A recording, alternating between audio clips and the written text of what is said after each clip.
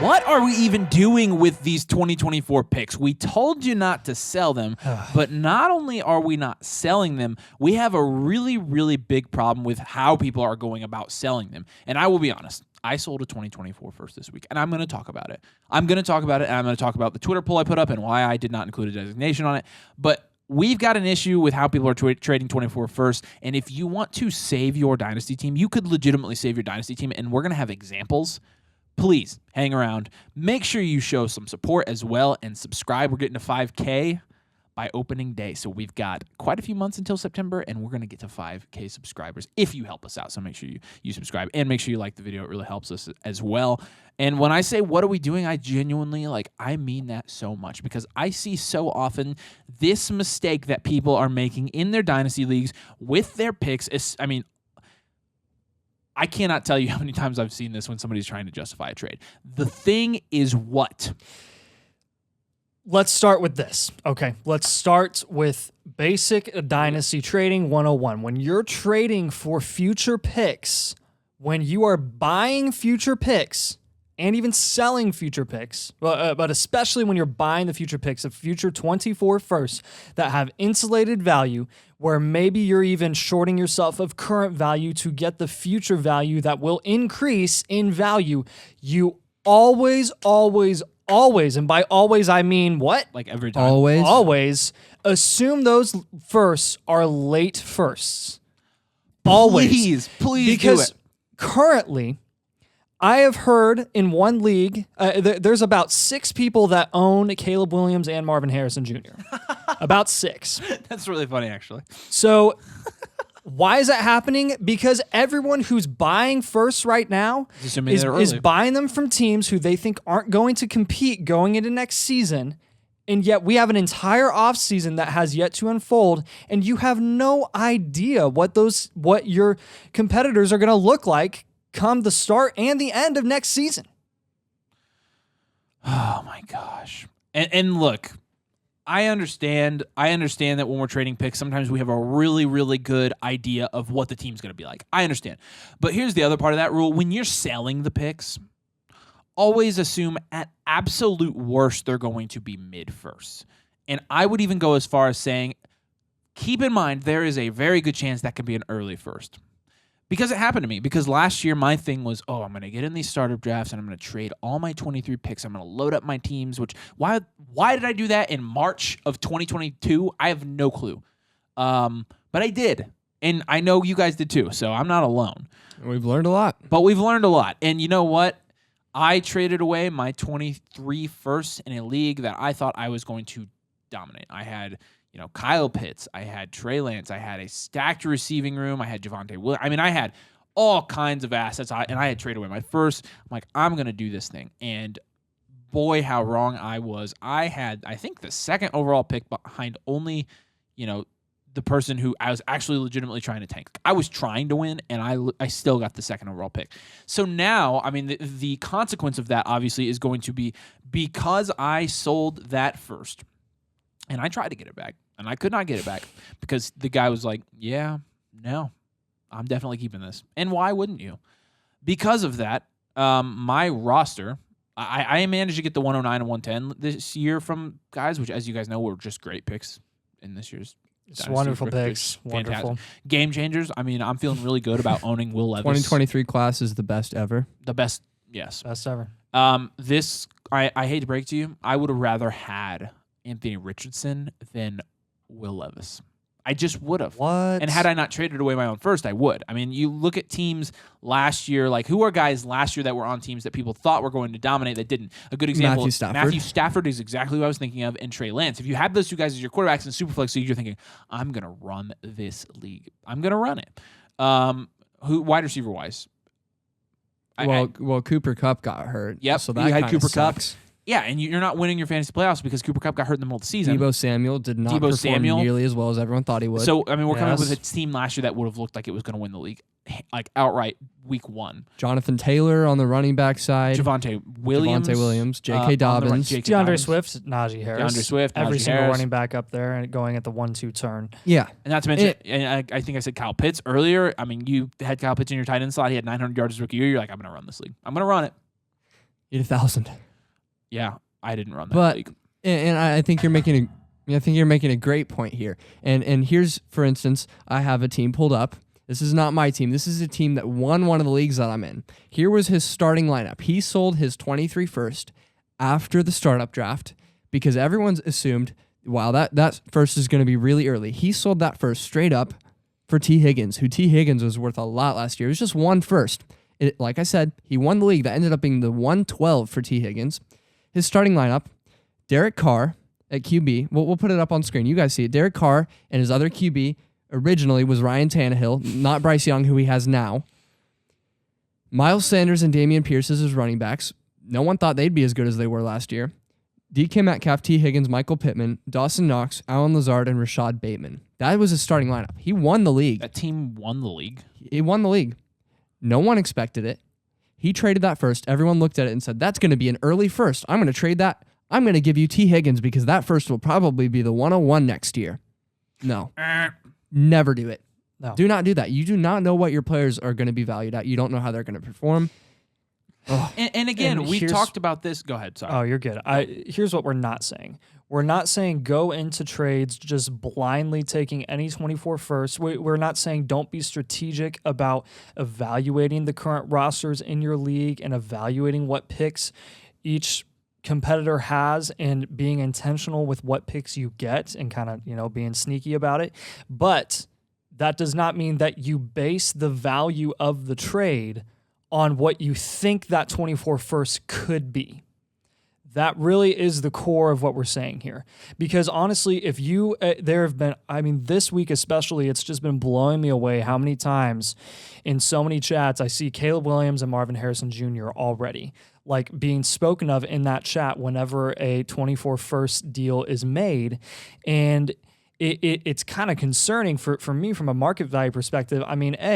We're playing Dynasty Fantasy Football, guys. We're not playing freaking Devi, okay? So in Devi, I think it's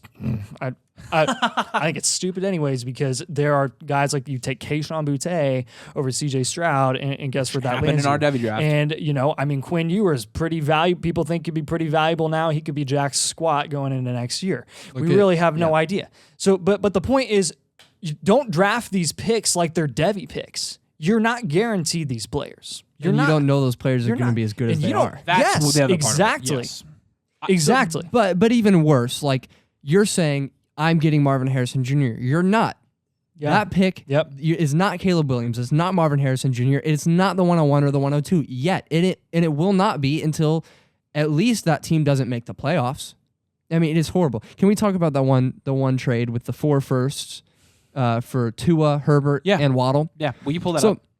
Yeah, I have it right here. Oh, okay. Never mind. So, Okay. there was some other crap in this trade because Kyle Trask and Desmond Ridder are both backup quarterbacks. So Wait, and then the guy when he made this trade said, "Oh, finally, I've been trying to sell Kyle Trask forever." Okay. So it was Kyle Trask, Desmond Ridder. We'll put it on the screen. 424 firsts and a third from Mike Williams, Irv Smith, Tua, Herbert, and Jalen Waddle. And we were like, this is a horrible trade that at best is 2 firsts for Herbert, a first for Waddle, a first for Tua, and then Mike Williams, Irv Smith for Kyle Trask, Desmond Ridder, and a third. Give me Mike Williams straight up for all three of those guys. And the guy who made this trade in the league chat was saying, well, that's who would you rather have? Would you rather have Caleb Williams or Tua? Because the 124 first is Tua, and that's Caleb Williams or Tua. Would you rather have Jalen Waddle or Marvin Harrison Jr.? Until that turns into Devon A. Chain and Michael Mayer. Oh my gosh. Yeah. He's automatically assuming that's the 101 through 104. It's and the thing is, strategy. he was saying that, and he robbed the other guy blind because he was saying those picks will be early. Looking at those teams, and we're in the league, we have the privilege of knowing this. Those teams were not bad teams. I would not be surprised if 3 of those 4 teams make the playoffs, and one of them probably not going to be the 101 if we're being honest. No. You don't know that at this point in the year. Even if a team's bad, you don't know it's going to be the 101. I saw a team last year that I was like, I traded for their first, and I was like, this is going to be a top 5 pick because they had Tony Pollard and a bunch of, and I'm like, yeah, Tony Pollard's butt. And then this year, Tony Pollard averages 16 points Tony per game. Pollard, Josh Jacobs. The dude was at the 111, and I had the absolute privilege of drafting Michael Mayer there. It's like, ugh. Ugh, like I seriously. Yeah. And look, while acquiring 24, I want to give an example here because last year I made the mistake of I did an experiment, so I guess there's an excuse for why I did this, and I tried to do a quadruple Chargers stack. And Yeah, I was in this league. yeah, and so I did We all were. Justin Herbert, Austin Eckler, Mike Williams, and Keenan Allen. And not only that, I traded up for Justin Herbert, so I traded Dak Prescott and a 23 first for Justin Herbert. And on paper, still, that doesn't look too bad. The problem is that team ended up being the 102. Yeah, it was. So I'm saying that Dak right and now, AR. and I actually don't want to play Dynasty Fantasy Football as I say that anymore. Like, I'm depressed about that. That is awful. And honestly, like, I've got to be honest with you guys. I made another trade like that yesterday. Although I asked, and you said I should. And I while I am fully confident that this team is going to have a late first, like I'm not saying that, and I'm not assuming it. But I traded Dak in a 24 first for Trevor Lawrence. But the reason you made that trade is because the year before, Keenan Allen, I believe, was a wide receiver 1. No, he was. And Mike Williams, they were both wide receiver ones. Yes. Austin Eckler was the running back 2. Justin Herbert was like the quarterback 2, and you're like, oh my gosh, this team is going to dominate. Justin Herbert scored like 7 points per game less. Mike Williams was hurt multiple times. Keenan Allen was hurt. It was like 9. It was rough, So- and so you were going into that year thinking like this has got to be a late first, and it just was not. So I had to ask myself, even though my team it's a domain listener league, even though my team in that league is very, very good, and I think it's going to be a very good team this year, I had to ask myself, am I okay if this is a mid to early first? And ultimately I was, but I was not assuming it was a late first, even though I'm confident, blindly confident, and what do I know that it's going to be a late first? I wasn't, and when I posted on Twitter, I said 24 first. I did not say late 24 first. Because I don't know if it's going to be late. Because I cannot travel time. And unless you can, you don't know if it's going to be late or not. All you can do is hope. You cannot assume. Do not ever. If you're making assumptions in your deals, if you're making assumptions about your roster, if you're making assumptions in your startups, you are playing Dynasty Fantasy Football wrong. You should be calculating everything. And if you're calculating 24 first correctly, you are calculating always that they are late first. You know what they say about assumptions too, that you shouldn't make them. Don't ever make them. That is Don't what ever they make say. them. So do you guys remember? Do you guys remember in 2022 when everyone was low on the 2022 class, including me, and everyone was looking ahead to 2023? Okay, remember the top wide receivers in the class that were supposed to be elite level, amazing, guaranteed top 7 to 8 at least. It was JSN.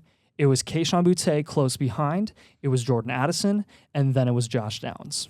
Josh Downs was going almost consensus top 8 in every single mock draft pretty consistently last year. Very consistently. And then you come into 2023 now, and you really only have, debatably, you have one elite level wide receiver, and that's JSN. That's it. And I'm not saying Chris Olave, Drake London, and Garrett Wilson are all similarly valued to JSN. Yeah. And people were saying last year, sell any 22 first for a 23 first. And that's the other thing. That was so stupid. I hate the reroll. Oh, I'd rather just take a reroll here. Don't do that. It hardly ever works. I mean, you always take the reroll and you get the 112, and then you get Devon A-Chain. that's another assumption, not a calculated risk. And you know what they say about assumptions. It's not a calculated bad. risk. Don't ever make them. Yes, Don't ever make assumptions. That's what they say about them. That's the famous saying about assumptions. You know what they say. You know what they say about it. So, again, we're not saying don't trade your 24 first in any circumstance, because I'm living proof that I did that. I did it yesterday. And honestly, and you're taking Trevor Lawrence there, right? Yes. I still think, especially Tell with the trade. I did. It was Dak and a 24 first for Trevor Lawrence. Yeah. Oh, I didn't hear it. And I'm okay with that, because even if that's a mid to early first, like Dak and Trevor Lawrence are going in opposite directions value-wise in Dynasty. And I don't know why Correct. people hate Dak, but they do. So even though I personally don't, and even though I know their production profiles are similar, I'm going to take the insulated value, and I think the value difference between them is more than a first, so I took that trade. That's the only one I've traded this offseason. So I'm not just saying this. I mean, we really, all of us, how many 24 firsts have you traded in the teams you've drafted this year? One. So between the three of us, we've probably drafted more than 10 or 12 teams, and we have traded 3 24 firsts. And they've been offers we weren't able to refuse. But outside of that, like, we're not looking at, a 24 first available on the board. It's a late first. So people are going to be like, is it a late first? Because you actually have no clue. I mean, you think about the parity of the NFL. Next year, Baker Mayfield could be higher than Patrick Mahomes.